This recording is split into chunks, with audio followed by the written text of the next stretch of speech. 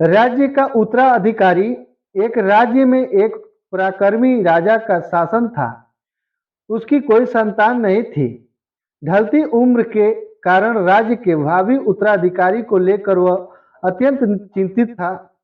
अनेक वैद्यों का दिखाने के बाद भी वह संतान सुख में वंचित ही रहा। अतः उसने राज्य के ही किसी योग्य नवयुवक को राज्य की बागडोर सौंप देने का निर्णय किया।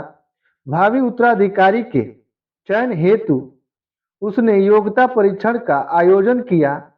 इसे हेतु एक शानदार महल का निर्माण करवाया गया। महल के दरवाजे पर गणित का एक समीकरण अंकित कर पूरे राज्य में घोषणा कर दी गई कि राज्य के सभी नवयुवक मंगल महल का दरवाजा खोलने आमंत्रित हैं। दरवाजे पर अंकित समीकरण हल कर दरवाजा खोलें। जो दरवाजा खोलने में सफल होगा उसे महल उपहार स्वरूप प्रदान किया ही जाएगा और साथ ही राज्य का उत्तराधिकारी भी घोषित कर दिया जाएगा।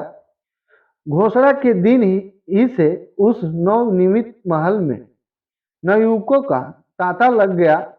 सुबह से लेकर शाम तक नवयुवक वहां आते और दरवाजे पर अंकित गणित के समीकरण को हल करने का प्रयास करते, किंतु आश्चर्य की बात थी कि कोई उसे हल नहीं कर पा रहा था।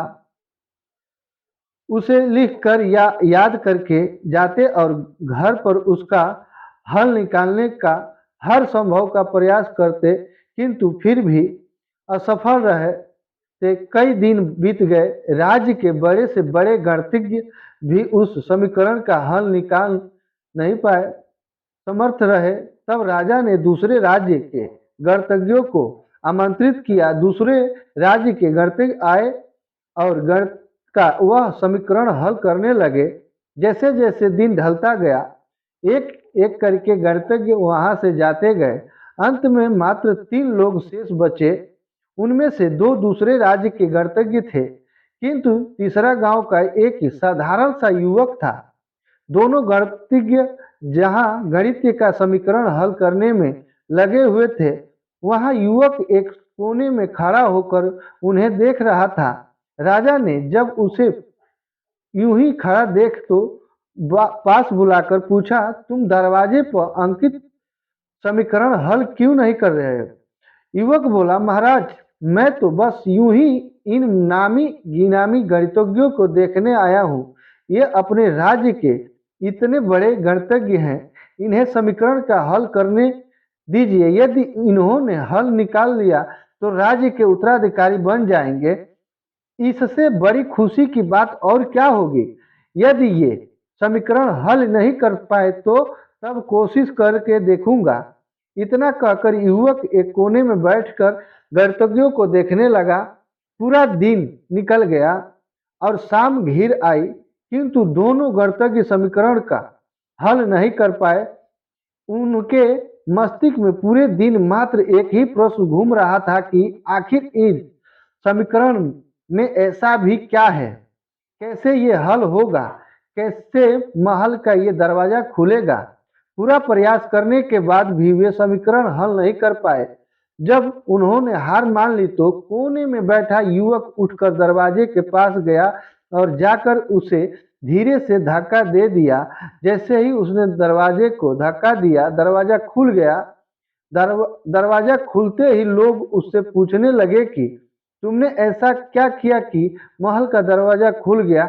युवक बोला, जब मैं बैठकर सबको गणित का समीकरण हल करते देख रहा था तो मेरे दिमाग में विचार आया कि हो सकता है कि दरवाजा खोलने का कोई समीकरण ही न हो। इसलिए मैं गया और सबसे पहले जाकर दरवाजा को धक्का दे दिया। दरवाजा खुल गया। दरवाजा खोलने का कोई समीकरण था ही नहीं। उसका उत्तर वहां उपस्थित राजा ने भी सुना और बहुत ही प्रसन्न हुआ। उसने युवक को वह महल भी दिया गया और राज्य का भावी उत्तराधिकारी भी घोषित कर दिया।